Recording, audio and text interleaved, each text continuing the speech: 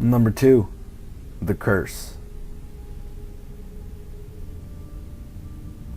You know, from time to time, I always wonder, what do I do to deserve things? Am I an asshole? Am I a bad guy? I mean, I can't be. I try my best to be nice to people, but one time I got repaid the worst way ever because I refused service. I work a hamburger shop. Gonna keep it discreet for my privacy reasons. But this is a true story, I kid you not. I went from skeptic to believer. One day, we had a homeless guy come in saying, "I want food. Will you please give me food?" One of my workers said, "Do we just give him the free burger or something? He's really starving." And I went up to him and asked him, "Why should I give you this burger if you're not going to pay me anything? You come in here demanding that we give you this. You weren't nice. You didn't beg. You just demand that we give you." He said, "Because I'm homeless and you need to help the homeless." I said, "It's not my duty to help you. Whatever happened to you, I'm sorry, but I'm not going to give you free food. Many homeless people like you are just lazy. Honestly, you can go work." I guess he didn't take that very well. I'm sorry I'm very opinionated, and it might offend people what I say. But you know what? I had to say it. I said, "No, we're not going to give you the food. You can just leave now." He looked at me, looked me straight in the eyes. Never forget the look.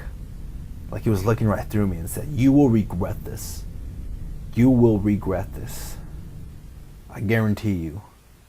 And just walked out. Before he walked out, he dropped something. It was kind of weird looking. It was like a pen. Like a pen wrapped around with like brown paper. I just can't really explain. It was just really weird. I picked it up and just tossed it away. The next night I went home, I just forgot about it. When I went home that night, I forgot about the whole encounter. Until one night I fell asleep, but woke up at 3 a.m. I had the most craziest dream. My eyes were black, and something had got inside of me. I was scared out of my mind. When I woke up, my heart was beating fast. I thought it could have just been sleep paralysis. But who knows? I didn't know what it was until I saw the shadow, like a tall black shadow, walk past the hallway. I don't sleep with my door closed. I sleep with it open. It's just the way I am. But I kid you not, black shadow passed by. I did not know what to believe. I thought, maybe I'm just tired. I had a really bad nightmare and I'm seeing things now. So I tried to go back to sleep until I felt hands on my neck. I could not breathe. It felt cold in my room. And I was choking. I was struggling. Like something was just choking the crap out of me. And I could not get it off. I was scared. I was panting. There was nothing I can do. I almost just gave up. Like, this is it. What the hell is happening? Is it just me? Until I was able to breathe again. Like all the weight was just let loose. I woke up and ran straight to the bathroom. Yeah, I don't know why. I looked at myself in the mirror until I saw really weird scratch marks, like 3 right across my chest. Not my neck, but my chest. And they were burning like hell. They looked fresh. And this would happen for 3 nights in a row. The same thing. I thought maybe I had sleep paralysis. So I went to see a professional. And they said, yes, maybe it can be sleep paralysis. But there's many things you can do. You can just nap and make sure you're getting enough sleep, that you're not changing your sleeping schedule dramatically. But I never remember doing that. So I just decided, whatever, I'm gonna take some naps and maybe take that advice. It did not work. It kept happening. Until I told one of my workers. And they told me, you know what? This can be something paranormal. I was like, you're kidding me, right? Because I would never believe anything like this. I'm a skeptic. I don't believe in this stuff. He said, listen, I know a lady. She reads cards. Maybe she can help you. Believe me. Those scratch marks, that didn't come from you in your sleep. They didn't come from no animal. I can tell you exactly where they came from. And I said, where? You could be under demonic oppression. And I looked at him and said, you're crazy. He said, look, just meet with her. I'll give you the number. You won't regret it.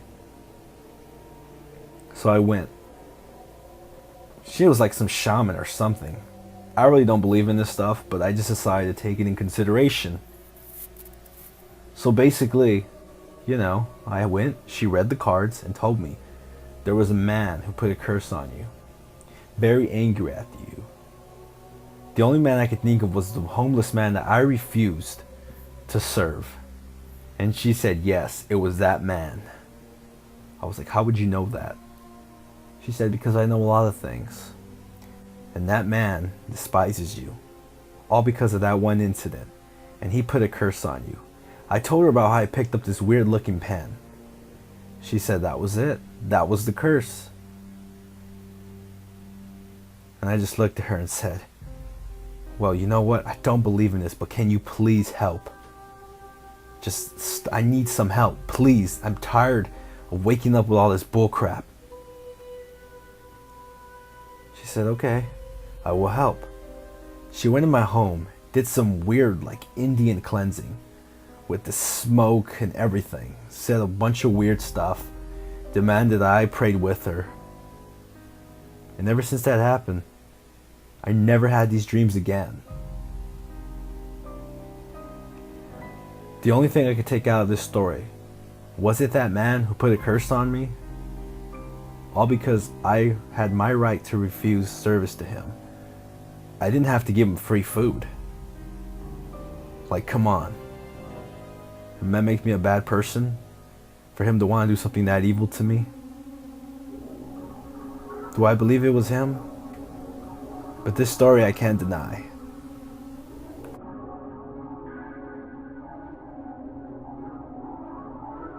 Let me tell you a disclaimer before I tell my story. I'm a 25-year-old girl when this happened. No longer. I'm about 27 now. But this story will stick with me forever. I was never a good person. Good as in, I always used people. I always abused people. I was such a bitch. That I can admit. I lived my life on the edge. Did have a lot of enemies, but then I had my friends as well. But now I became humble over this experience. And let me share with you something. Make sure you're always a good person to people, regardless if they're your enemies. One night, at about 12 a.m., me and my girls decided to go out and party. To a nightclub. I'll keep the nightclub private. So let's just say nightclub. I went to a nightclub. You know what? I've always been attracted to really handsome men. But I mean, which girl isn't? But this man I saw there was handsome. Had a nice suit. Nice shoes, nice tie. Nice hair. Beautiful eyes. That I can't deny.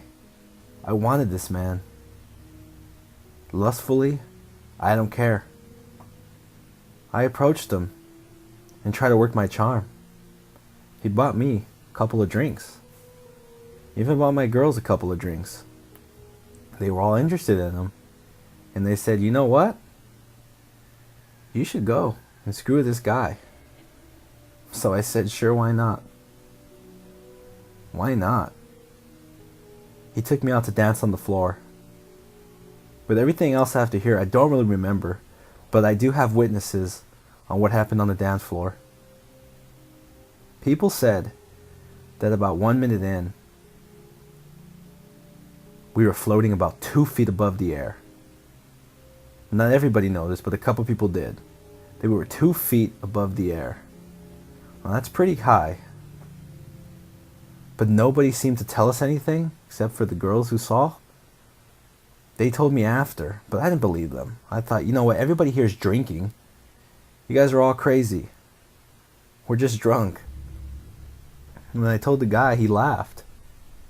He said, I could do that to a woman. I could take you away. I was just so attracted to this guy. Honestly, first date, first night, whatever it was, I wanted to go home with him. But he told me, look, you don't want to go home with me. I move around from time to time. I'm always walking around the earth. I didn't know what he meant by that. But you know what? I didn't care. Like I said, I was drunk and I was in the moment. He took me home in a limo. He said, come on, get in the limo. So I get in. He was really nice. Told me a lot. What his job was. Everything. That he was an architect. He said, you know what? I like to give back to the community. I'm always funding charities. That's what I do. And he just laughed at everything he said and would look down. So I couldn't tell if he was lying to me. But he looked like he had some type of money. Or he was probably a drug dealer or something. I don't know. But he said, alright, we're here. It was nice. Opened the door for me. And he said, you know what? I'm not going to go inside with you. I'll give you a chance. I didn't know what he meant by that. That I'll give you a chance. He winked his eye at me. And said, you better hope this is the last time you see me. And just walked away. And I said, hey, what does that mean? Didn't look back. He went in the car. And left. But he dropped something. Like a handkerchief. I kid you not. This handkerchief had a goat on it. It had a goat on it. With a star and a circle. It was the creepiest thing I've ever seen. So I went inside, washed up, until I saw really big 3 scratch marks across my back, and they looked fresh. He touched me in the back when we danced, but I never felt him scratch me. Never. And they looked too long. Honestly, like an animal may have done it. So I just decided to calm my nerves. And I went to make me some tea. Then I went back to the bathroom. Just to use the bathroom. And then, all of a sudden, I kid you not, my stove was catching on fire.